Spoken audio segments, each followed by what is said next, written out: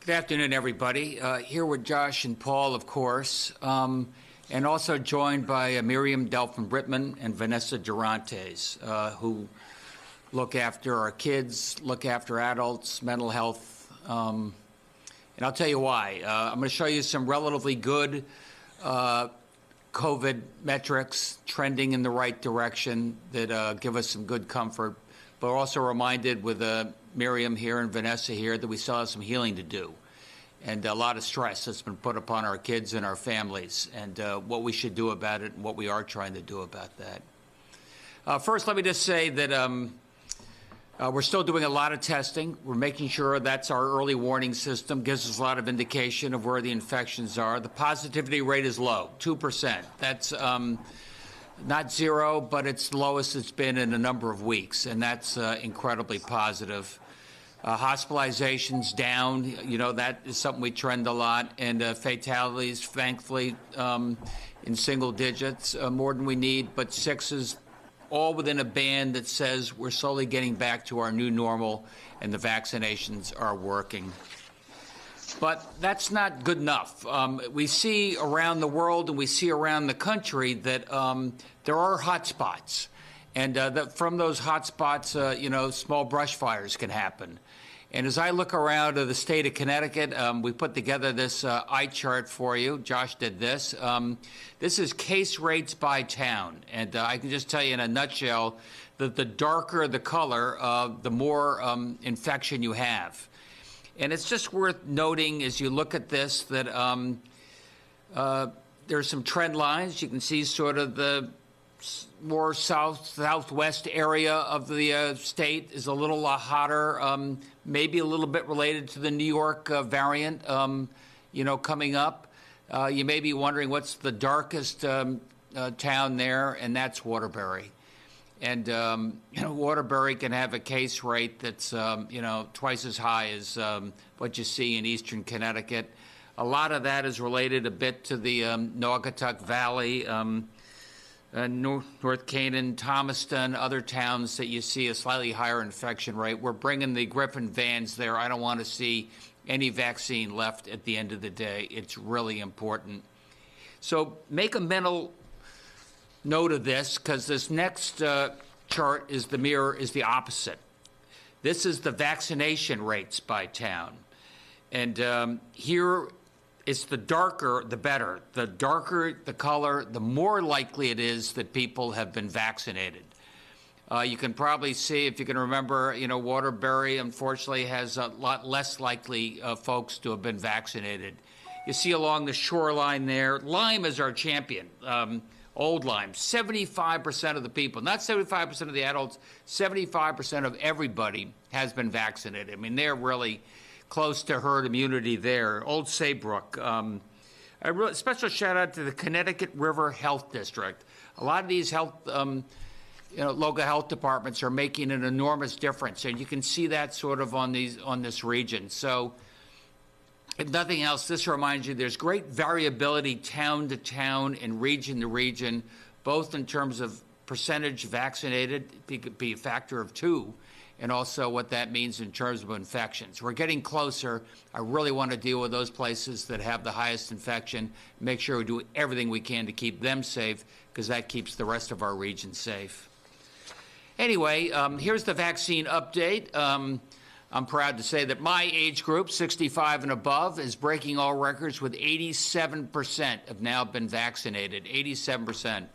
And let me tell you why I think that's important. You maybe remember 3-4 months ago, oh my God, 50% of people say they don't want to get vaccinated, they don't know, they're hesitant, they're not going to do it.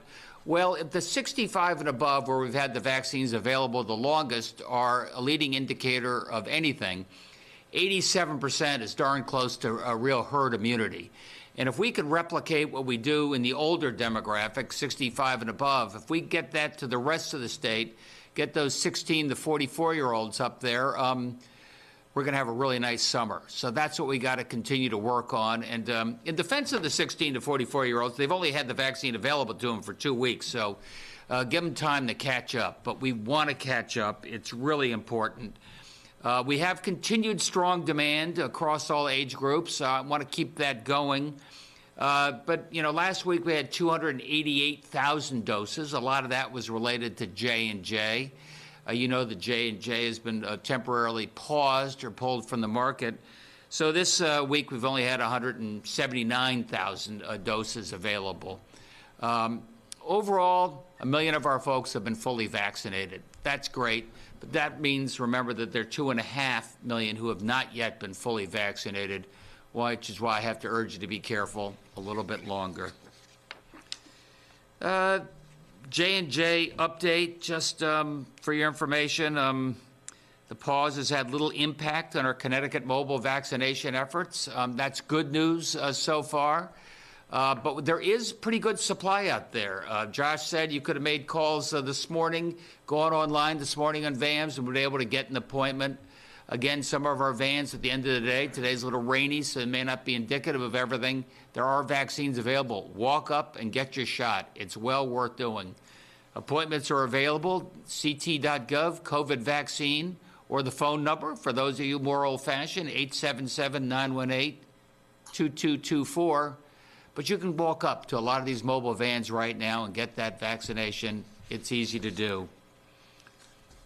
There was a little bit of discussion about this the last few days when the CDC and the FDA pulled J&J due to as Dr. Fauci said, less than 1 in a million chance that the J&J vaccine could result in a rare clot. That's less than 1 million. And then the inverse of that is Alex's piece in the Hartford Courant, who is being hospitalized with COVID-19, almost exclusively unvaccinated people, which means vaccinated people are, it's working. And it just reminds you that in life, everybody always talks about the risks of doing something. They don't spend enough time talking about the risks of not doing something. In this case, it's the risk of not getting vaccinated. And I think that's what this chart shows as a contrast. With that, let me introduce you again, back by popular demand, to Vanessa Durantes. She cares for the kids who otherwise may not have a family, and works every day to make sure their lives are better. And as you know, was helping us out as we thought about immigrant kids as well. So Vanessa, tell us what you're seeing in terms of the stress some of our kids are going through. Thank you so much, Governor. And, just want to make sure everyone remembers that DCF is a consolidated child welfare jurisdiction. So along with the Child Protective Services piece of who we are also responsible for children's behavioral health. So when we think about the impact of this kind of imperfect storm that we have been in over the last year, it's really important to pay attention to children in the context of their families and in the context of supporting their communities. And, we know that families have needed tangible supports like food and, housing and all of those other things that lead to, without them, stressors that children actually experience through their parents and through their families sometimes. So when we think about mental health, we think about it across a lifespan. It starts with infant mental health, as, the little ones can experience stress through their parents. And then it goes on to the early care and supports that we know we hear Commissioner Bai talk about all the time. Then we think about our young school-age children who have been isolated and separated from their teachers or their friends for quite some time, and that's kind of been unsteady. And now that everything is kind of coming back online with the vaccines and fewer restrictions, and as much as we stay vigilant, our kids have been experiencing tremendous social isolation. So it's important for us to pay attention as we support them. You kind of move across the lifespan to our teens and adolescents. And, I have to give a shout out to the Connecticut Suicide Advisory Board, who has been following very closely the mental health needs of our teens and adolescents. The Connecticut Hospital Association is a great partner with us as we think about the impact to children and, presentment to emergency departments. The Office of the Child Advocate has been working very closely to, really monitor the mental health and behavioral health needs of teens and adolescents.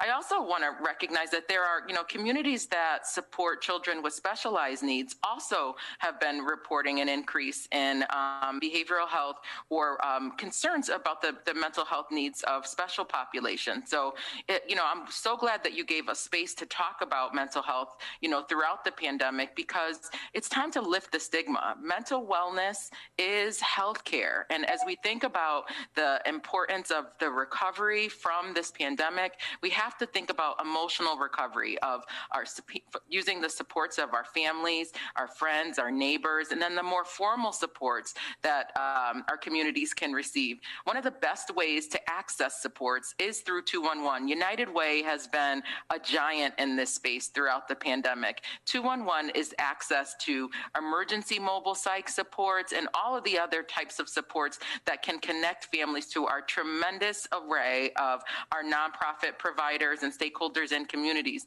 Our private nonprofits have been absolutely phenomenal across the pandemic, and whether it's in telehealth or in-person responses to respond to citizens that are in crisis, and more importantly, to help parents support the safety of children and their own mental health needs. So, I want to make sure that we thank our mental health, our provider partners for kind of being there right with us throughout this unprecedented time.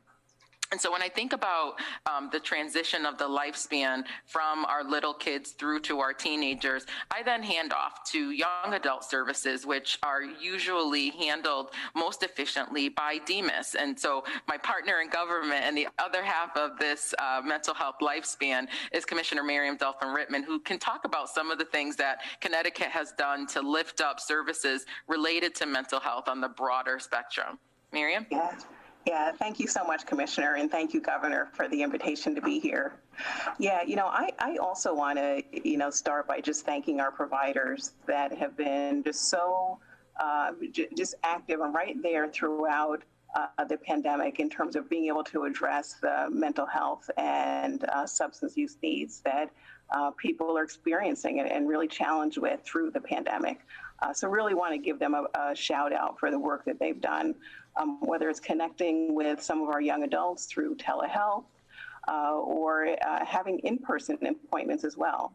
One thing that we know for sure is that across Connecticut, behavioral health, whether it's mental health or addiction services, have remained available, and providers have remained open throughout the pandemic. And so really want to acknowledge their good work and thank them for their efforts. One thing we continue to hear, and Commissioner, you mentioned this as well, is that this pandemic in many ways has been a collective trauma. And so people we're hearing are still experiencing the impacts and the ripple effects of going through this past year, whether there's disruptions in family relationships or disruptions in connections with friends, or mourning the loss of a loved one. We're hearing that quite a bit, that many individuals are mourning the loss of their loved ones, or worrying about one's own health or the health of a family member. And so there's a program that I want to share about and want people to know about that is active in the state. Thankfully, we receive resources from FEMA and also SAMHSA. This is our crisis counseling program. This program is available for all Connecticut residents. And so anybody who is struggling can call 211. We have hired 40 crisis counselors that are available statewide to assist people. The counselors can be accessed through 211 or also through the CT Stronger website. And there are numbers there to also connect to the crisis counseling program. Again, it's available for anybody.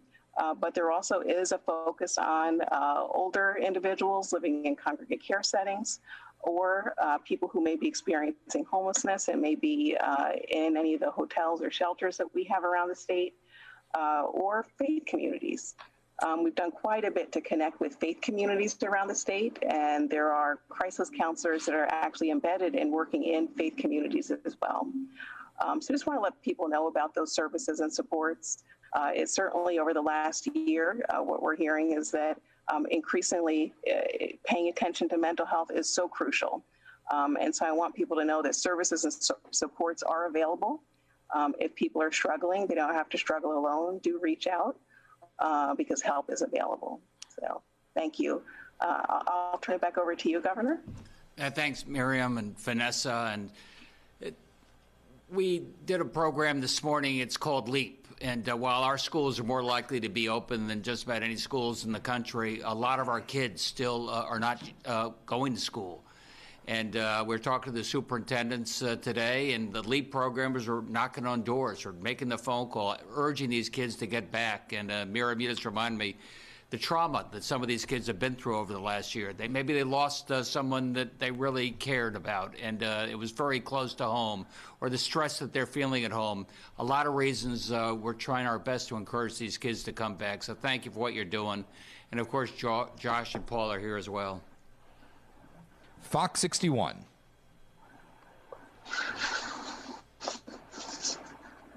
Hi, Governor. My first question will actually be for you. There were some senators and lawmakers. They gathered at the Capitol yesterday to address the spike in gun violence throughout major cities such as Hartford, and they're requesting funds from the state for violence prevention programs. What are your thoughts and what's being done? Well, a lot is being done on that. First of all, we've done a lot in terms of prevention. We've worked a lot with all of our different municipalities, not just in terms of overtime for police, but really in terms of mental health, project longevity, any of those not-for-profit programs within those different communities we're able to provide funding for. And as Miriam can say, again, with the help coming from the feds, we've got additional resources going to all of our mental health providers just so we can do a better job at the origin. Yeah, absolutely. I mean, if I can add to that, Governor, one of the programs that that we're in the process of expanding is our mobile crisis. So if there are individuals that are in crisis and are struggling, they can call 211. And the crisis teams will go out and assess them and help to connect them to whatever services and supports that are needed that are available. And so that certainly is a program that's available through 211 as well. Thank you. And then, Governor, final question. Once we hit that percentage, I believe you said it was 60% of residents being vaccinated in Connecticut. Do you already know what changes you would have in place or like certain limits that would be lifted, or is that to be decided? No, I think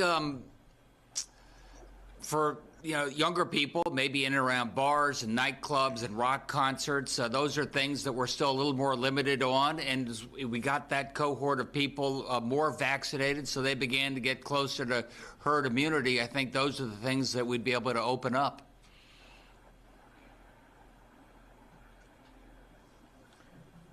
Channel 3 Eyewitness News. Governor, as we look at the vaccination rates by town map, does this highlight the problem that the state is having with equity and getting it into the SBI towns? Or is this just a matter of vaccine hesitancy at this point? Well, I think I'll start with this and then hand it over to Josh. I think you can see from that map that often it's in the cities where we have a little more hesitancy and real access problems. We got to continue to do a really good job there and make an extra effort. But you also see in some of our rural areas, you can have a town that's very heavily vaccinated next to one that's less so. So there are some cultural things and local departments of public health, but we've got to emphasize it's in the interest of the entire state, the entire community, to make sure that nobody gets left behind. And going back to what you mentioned earlier with the majority of hospitalizations being amongst the unvaccinated people, how do you incorporate that into the messaging now that demand may be waning in our state? We can just show you it works. We can show you town by town that the correlation between vaccination and infections is direct. We can show you in terms of hospitalizations, those that are older are not being hospitalized at this point. It's just younger people there. And we've got to do a better job, Matthew, of continuing to get our mobile vans, bring the vaccine to you. I was, Josh reminded me, because with no J&J, we had to change out the vaccines in the mobile vans. And we had our amazing Connecticut National Guard back and forth across the state, getting the J&J out, putting in the Pfizer and Moderna, getting those vans out to people. We just got ourselves a second mobile van. And that second mobile van, you know what it's going to do? Go 3 weeks later after the first mobile van went through so you can get your second shot. It's a little more complicated than it was a week ago. We're still getting it done with a special emphasis upon equity. And Governor, I want to just add, you were shouting out your age group. My age group is picking up. I got my second shot yesterday, so it's important to have those credible messengers out there. I feel great today, and I feel like I have a suit of armor on. You're catching up. My final one, if I may. Wesleyan, they were the first Connecticut university to require the vaccine. Where do the talks on the state level stand right now for our state-run colleges? Right now, we're leaving it up to the colleges, the not-for-profits, the local businesses. They can make the determination in terms of how they want to use the vaccinations or a notice that you have been vaccinated. I think that's going to be our priority for the near term. But we're watching carefully. You're right. Rutgers, a lot of other universities, they've said, I want people vaccinated coming back. All of our universities already have a whole series of vaccination protocols for people to go back. We're going to leave that up to them for now to determine what they want to do in the COVID vaccine.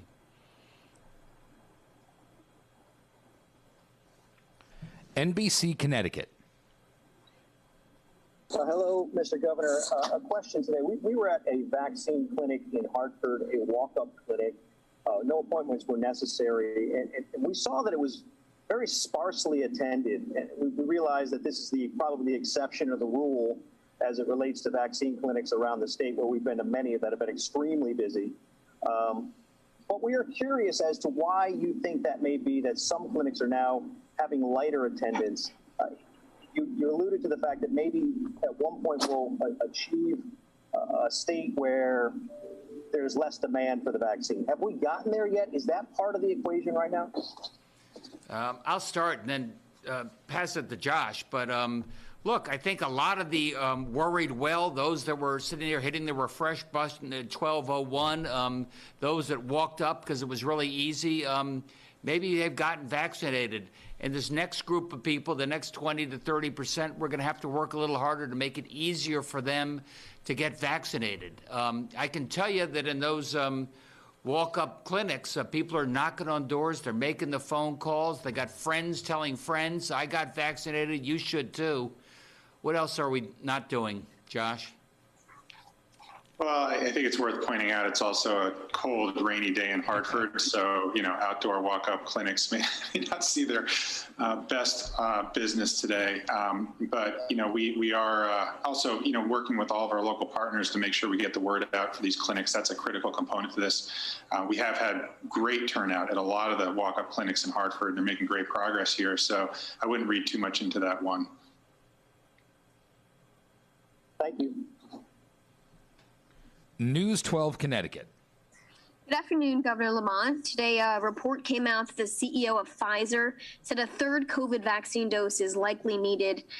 Is your administration shocked by this and about a potential annual boosters that may be needed? And how will Connecticut handle giving out a third dose?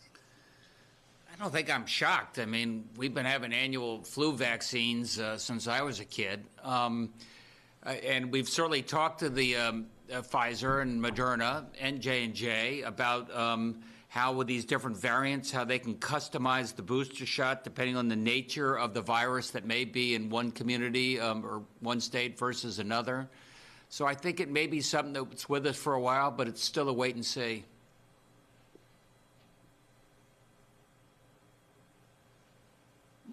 News 8. Governor, it just came out of New Hampshire, word that the governor will drop the mask mandate there, I believe Friday. Your reaction to that, and is that something you're not even thinking about here until, we're as close to 0% positivity as possible? I think it's premature. I think that we have 2.5 million people who haven't been fully vaccinated. I think we'll be in a much stronger position in 30 days than we are today. And even if it's a small group of people who are unvaccinated, every time they get infected, there's one more chance for this variant to mutate again. And that every mutation is another risk. So I'd like to think we as a region, we as a nation, work together to make sure we limit the possible transmission of this virus as much as we can. Is there possibly something to take out of what's happened in Old Saybrook? I mean, obviously it means a lot of people have gotten vaccinated, but are they going about things differently? Are they doing something specific that maybe the rest of us can learn from, because their numbers, as you pointed out, are outstanding? What do you think, Josh? That's more your neck of the woods. Well, look, I think as the governor mentioned, he gave a shout out to the health department there, also Ledge Light Health District right on the other side of the river there. They've been very active. They've been doing a great job. It's also communities that skew a little older, so they've had a little bit of a head start here. But I think it's what we're seeing works really well is strong partnerships between local health, hospitals, pharmacies, and our federally qualified health centers, where it's teamwork in each of these communities with support from the State Department of Public Health, where we're bringing mobile units, we're doing canvassing, door knocking, outbound calling. That's how we get these numbers up. And to the prior question as well, I mean, we still continue to see strong demand in a lot of these other communities where the rates are lower. So our work is still very much in front of us, and we're optimistic we'll continue to drive the rates up in the rest of those towns in the coming weeks.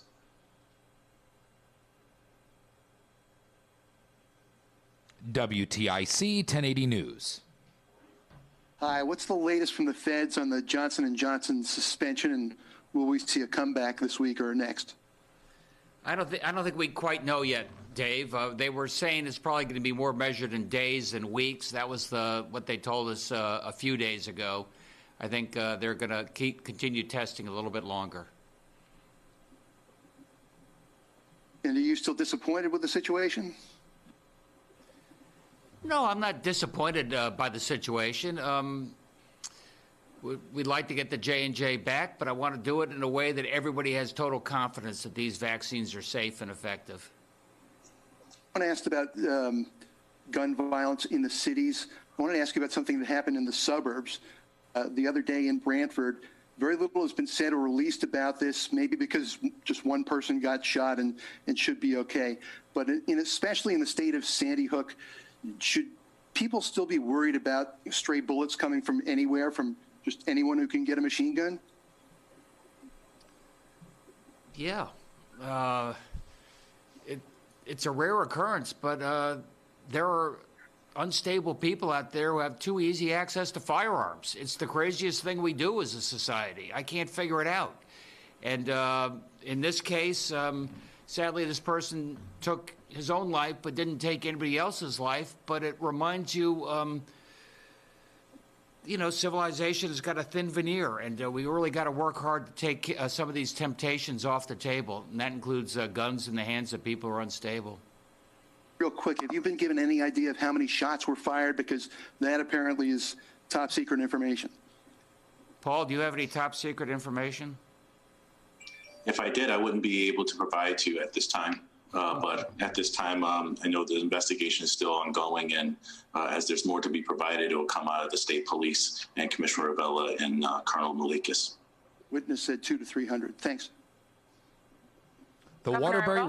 Oops, I'm sorry, Max. Governor, I would just also mention, because there was a piece of that alluded to Sandy Hook, and Connecticut does not ever forget that tragedy. We started today's conversation on discussing mental health, and the Children's Behavioral Health Plan was born out of the Sandy Hook tragedy. It has been updated ever since, and now we have focused our attention in really building up children's behavioral health to include the incidences of, the things that we've been talking about here today that have kind of influenced children's behavioral health services across the state of Connecticut. So I think it's right to kind of help make sure we keep this conversation going.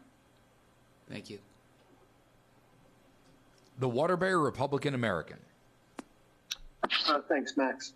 Governor, this information might be lagging a week behind, but the latest data shows 51.5% of whites have received a first vaccine shot, A third, 33%, almost 33% are fully vaccinated. This compares to roughly rates of 28 and 14% for Blacks and Hispanics each. So how does this continuing gap reflect on the state's efforts to reduce ethnic and racial disparities? Don't these statistics show minority populations are still being left behind? Shows that we got to work harder at it, Paul. There's no question about it. We've got 35 vans taking the vaccine right to people. We're working with the religious community and other trusted advocates. I got vaccinated in the historically Black church, trying to do everything I can to convince people this is the right thing to do, not just for you, but for your community. And we're not going to stop until everybody has that opportunity to get vaccinated. But still, when you look at Waterbury, I think it was, I don't have the map in front of me right now, but, it looked like, some surrounding towns, I think it was in the 30% or near 40% for Waterbury, and some surrounding suburbs are up to 60% in terms of vaccinations. That's a significant disparity. It's a significant disparity, and some of that's related to access, Paul. Some of that is related to hesitancy. I'm doing everything I can to get the best people in the community who are trusted advocates to get people to get vaccinated. And I'll take any other ideas or any other people we should be reaching out to tell them how important this is. And there was, I guess, a jump of almost or around in the neighborhood of 600 new additional cases of variants here in Connecticut. Almost 300 more cases of the B117 variant. One, do we know how many people are being hospitalized or have died as a result of an infection from one of these variants? And two, what's the concern? What are you guys, are there any projections about how, where we stand in terms of, I think it was last time, I think it was 40% of cases were these variants? Or yeah, it could be as high as 50% now, Paul. The B117, the bad news is it's highly infectious. So while we have over half of our population has been vaccinated, it's still spreading fast in the other half of the population. The good news is the vaccines work. And it works against this variant. But do we know, do we have any information in terms of, I don't know if Josh knows it or DPH, do we know how many people have been hospitalized and died as a result of an infection from one of these variants? You know that, Josh? No, I mean, not every person who's hospitalized has a sequence, a genomic sequence done to determine that, Paul, but the most important point is what the governor said at the end is what's common about almost everybody who's being hospitalized right now is that they were not vaccinated. And these vaccines work against these variants very effectively. So if it's a topic you're concerned about, my recommendation is go get vaccinated because you will almost certainly have very robust protection against severe illness that would land you in the hospital. Okay, and on an unrelated subject, Governor, have you contacted the White House with a recommendation regarding the possible use of the Connecticut Juvenile Training School for migrant children? Yeah, Paul Mounds was talking to the White House as recently as last night, talking through some of our potential plans if they had a real need with these young kids, how we could take care of them in a humane way. And at this point, I think the White House said, let's take a pause. I think we're taking care of these kids elsewhere right now, but we really appreciate the heart of the state of Connecticut to reach out and give us some options. Okay, so no relocations of these children and teenagers in the foreseeable future here, then? That's right. They didn't.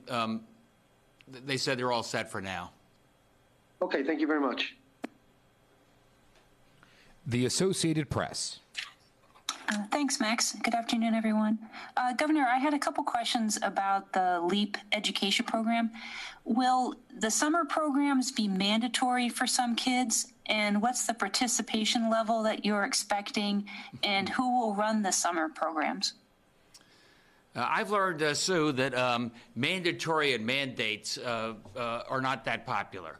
But I do find that we're going to go knocking on doors as part of this LEAP program, where we're going to tell these kids who haven't been in school, in some cases for 7, 8, or 9 months, come to school. You got 2 months left. Your friends really miss you. And by the way, we've got this amazing summer learning program available right in your community at no cost to you or your family. And here's another opportunity for you to come back, have some fun, do some learning, and be ready for September. What was the second part of your question? What's the participation level you're expecting, and who is going to run the programs? Will it be the regional education service centers? We're going to be rolling that out, I think, in the next week or so. And it's guidance to the superintendents. We're going to provide some money. We're going to make deals with, museums and libraries and aquariums so that the kids can have some free access.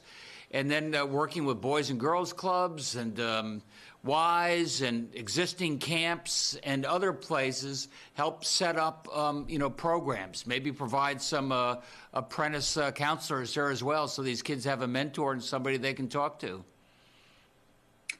Great. And yesterday, the nursing home industry warned about the ramifications and the possibility that we could have strikes at 52 nursing homes, many of which are still struggling financially because of COVID and lower occupancy rates. Is there anything that your administration is doing to try to prevent this from happening?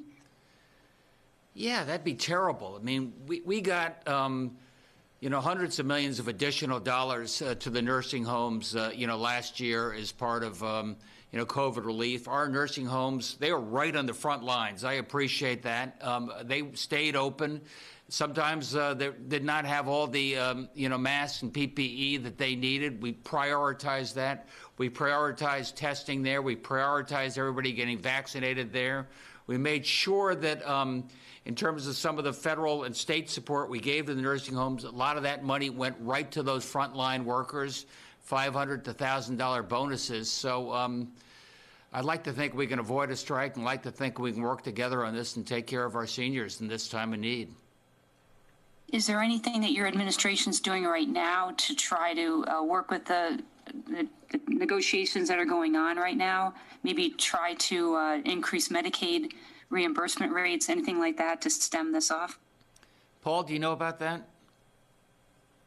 Yeah, we're like, as the governor stated, we are aware of the strike notices that have gone out. As processed, they have to alert DPH. Department of, OPM, working with DSS, like I said, we are looking at various options at this time. Obviously, as you know, those negotiations are ongoing between those particular unions with the particular nursing homes. Obviously, during that time, they will look for any type of increase in reimbursement from the state, but we're going to be evaluating that very closely, especially now we're in this crux of the budget process. Thanks. And one quick question regarding the J&J pause. Do we have any idea how many people who were scheduled for J&J this week just didn't make another appointment for Pfizer or Moderna? Josh? No, we don't. What we do know, though, is that the vast majority of the Johnson & Johnson appointments that were scheduled for this week, our providers did a great job of quickly switching those over to Pfizer or Moderna, and saw very little fall off in terms of those appointments. Now, some of these mobile units were going to be walk-ups, and we know there have been a small number of cancellations, particularly some of the smaller pharmacies, but thanks to the heroics of our providers, our National Guard, who were, as the governor said, shuttling doses around the state yesterday, we think the number of cancellations was pretty minimal. And that other mobile unit is a FEMA unit? Okay.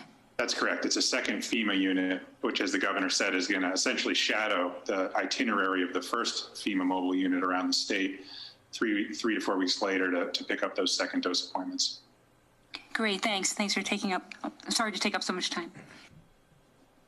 It's fine, Sue. The Day of New London. Hi, everyone. I want to follow up on that question. What's going to happen with the Griffin vans? I know you just said the FEMA van's going to come by for a second dose. How's that going to work?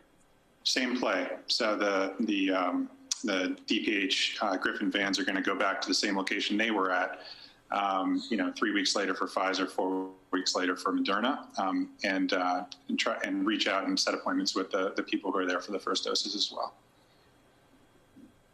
Thank you. CT News Junkie. Thanks, Max. Hi, everybody. Governor, in response to an earlier question, you on the New Hampshire mask requirement, I think you said we'd be in a much stronger place in 30 days or so.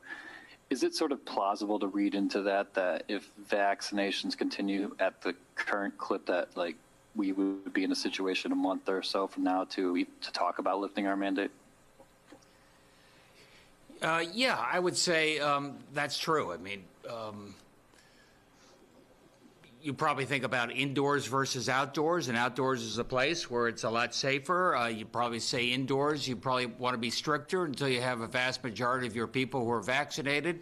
Hugh, maybe you go from a mandate to guidance. It's still the right thing to do. I think stores would have the opportunity to say, unlike in Florida, if we feel better if people wear a mask indoors through the month of June. So we'll feel our way. Let's first get up to closer to herd immunity. Okay. Another question, a bill that would eliminate the religious exemption on school kids' vaccinations made it out of a second committee today. I understand that legislative leaders want to raise it for a vote within the next couple weeks or so. If that bill landed on your desk, would that be a thing you'd sign? Yeah, it'd be something I would sign. Okay. Thank you. The Hartford Current. Hey everybody, this is Emily from The Current. First thing, because it is Thursday, Josh, do you have those SBI targets? Yes. So for the most recent week, we improved 3 percentage points in terms of our percentage of vaccines that are being administered to residents of those high SBI zip codes. So it's still short of our goal of 31%, but moved up 3 percentage points since last week. And could you give me the date range of that week? And do you also have the provider breakdown? Sure. The date range is April 4th to 10th. And it's 27% for hospitals, 22% for local health departments, 29% for federally qualified health centers, and 18% for pharmacies. Okay, great. Thank you. And then I also wanted to ask a couple more points of clarification on the second doses from those mobile vans. So for somebody who gets their first dose of either Pfizer or Moderna at one of the mobile vans, will they be told like right then when the van will be back around? Will they essentially have an appointment made for 3 or 4 weeks out? Yeah, the teams are in the process of working that into the process right now. For people yesterday or today, that may not have happened in every case, but we have their contact information, and if necessary, they'll be reached out to make sure they know when to come for their second appointment. And then what about people who maybe aren't able to make it on that one day that the van is back at the same location? Like, you know, if you're going to a physical site, you can schedule your second dose for like 3 weeks and 1 day out if you happen to be working on the exact 3-week mark or something like that. So I guess what should patients expect to do if they just can't make that one day that the van is back at the same spot? Yeah, so it's a great question. And the good news is, 3 to 4 weeks from now, we're anticipating that we will have significantly more supply than demand in Connecticut. And as a function of that, as well as a function of the governor's strategy to provide second dose appointments available for college students who are coming back from out of state for the summer, we're anticipating having an abundance of second dose clinics available as we get into May. So if that second dose appointment at the mobile clinic doesn't work for someone, there should be plenty of other options available to them. And last thing, how many of those Griffin mobile vans are on the road as of right now? As of right now, there's 13 and ramping up to 35 by the end of the month. Okay. All right, great. Thank you, everybody. Hearst, Connecticut Media. Hi, Governor. Julia Bergman with Hearst. I know it's too soon to tell whether the J&J pause is affecting vaccine hesitancy, but going forward, what would be an indicator to you that would be happening? Would it be people not rescheduling their appointments who had signed up for J&J, or consistently low turnout at the mobile clinics? Yeah, I think you sort of answered your own question. People canceling and not rescheduling something else. We haven't seen that as yet, thankfully. And we do have plenty of supplies, so come on down. And the J&J vaccine can be stored for 3 months, is that correct? So is the plan to store the doses right now? The plan is to store the doses right now, and they store, we keep refrigerated, and if we get the green light again, we'll see what the appetite is for J&J. It was very popular up until a few days ago because you were one and done. It was easy to do. And lastly, just wanted to ask you about vaccination rates, particularly those among 16 to 24-year-olds. Is that sort of the rate there what you expected at this point, 2 weeks after that age group became eligible? I think so. I mean, it's only been a couple of weeks, and we went from very low to 34%, 16 to 44. That is. But I have a feeling we're going to have to work harder with the younger demographic, just like we had to work harder to get them health insurance as well. The Connecticut Mirror.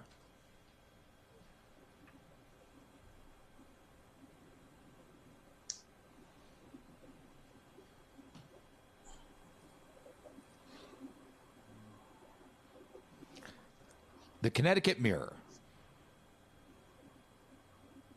There we go. Can you hear me now? Yeah. You're down from 288,000 to 179,000 doses, but yet the governor, you just said we do have plenty of supply. So can you square those two things? Is this, you have plenty of supply just in this short period that you've been able to switch things around, or is the demand waning that quickly? Let's see if I can square that circle as best I can. I mean, what I can tell you, Paz, is that it appears that there's a pretty short duration between we get the vaccines out, you can make a call, you can get an appointment, you can get an appointment in a reasonably short period of time. We're finding our vaccine vans as they go around. There's still pretty good demand there, but they're not running out quite as quickly. You're asking, is that a demand issue, or maybe we're just in the later stages of this? I think I got to get back to you on that. Well, let me ask a different way. At what point do you feel the impact of being down 35% in what you had been getting? At what point do you have to make decisions about prioritizing allocations as to who's going to get it? Or again, are we now entering a point where maybe, again, the demand just isn't there? Well, we have, 55% of our folks over 16 have been vaccinated, so it's a smaller cohort than you certainly had a month ago. And it's probably a cohort that feels a little less urgency to get vaccinated. So maybe this sorts itself out. I really hope that the J&J is back on the market by early next week, and that we can speed things up. If you do get to the point, not if, when you get to the point where demand is slacking and there's still significant pockets of unvaccinated people, is there another plan in place? Or is it just you're going to continue to do what you've been doing, which is trying to get trusted people in those various communities to put out the word? Well, in our last briefing, we're sort of teasing a little bit about the type of incentives that other places are using, as opposed to mandates incentives. China, they give you an ice cream cone. Here you get a Krispy Kreme donut. A shot for a shot was in one town where they had the bars open. So my instinct is there'll be some incentives out there. It very could possibly be, Paz, that you're going to have stores and restaurants that say we feel more comfortable only having a vaccinated people coming in there, and that'll be one more incentive for more people to get vaccinated. I'd like to think it's going to sort itself out with incentives and on a voluntary basis, and you telling your friends it's time for you to get vaccinated. Are you surprised that again, being down 35%, it's not been more of a problem so far? I mean, that is a little puzzling, I have to say.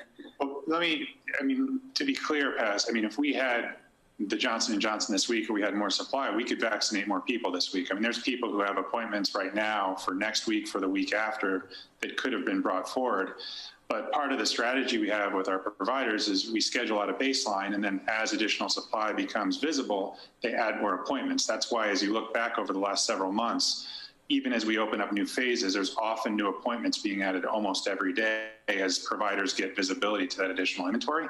We just haven't been able to add as many additional appointments this week because we didn't, we weren't able to use the J&J, and we didn't get more from the federal government. But we've been able to balance with the appointments that we did have scheduled as a result of the inventory that we do have, as the governor referenced. So we'll still get there. We're still making great progress, moving fast, still have strong demand signals. But you're right, the work will get harder as we get into the end of April and into May, when we will have more supply than demand. Thank you. All right, I'm getting a signal here. There are a couple of questions about masks, New Hampshire. Just remember, the masks are not just about keeping you safe, but showing respect and keeping those around you safe as well. And I think it's the same thing as we think about mental health and distress, and some of the stress that people have been through over this last year. Continue to look out for each other, just like Miriam and Vanessa do every day. Thanks, everybody.